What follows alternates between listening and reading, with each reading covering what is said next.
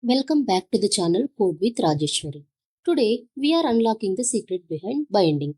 And trust me, it's just like a TV remote controlling a TV. The TV is our main data source. It stores and displays the current channel. This is state in SwiftUI. Now, the remote control doesn't store the channel. It is just sends a signal to update it. That's binding. Every time when you press a button, the TV updates instantly, just like a SwiftUI view connected with binding. This is what makes SwiftUI so beautiful. When one view updates the data, every connected view updates instantly.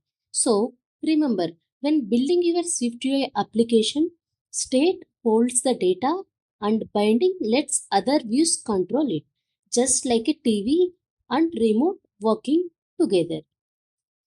Binding allows a child view to modify state without owning it. Let's create a simple application and see how the binding works.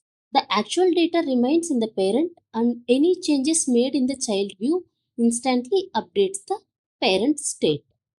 Here we are creating a simple counter application where a button in a child view updates a value in the parent. Parent view owns count, state and to the child view. Binding allows count to be updated in the parent view. So let's have a look at here. Here if you see parent view is having the counter value. So inside I'm just taking the counter value and having two buttons with plus and minus which are incrementing and decrementing. Before you go here, some important points you have to keep it in mind.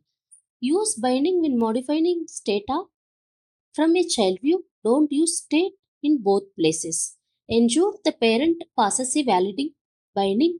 If the parent view doesn't use state, the application will crash. And that's the wrap on binding in SwiftUI. Now you know how to pass the data between views efficiently. If this helped, be sure to hit the like button.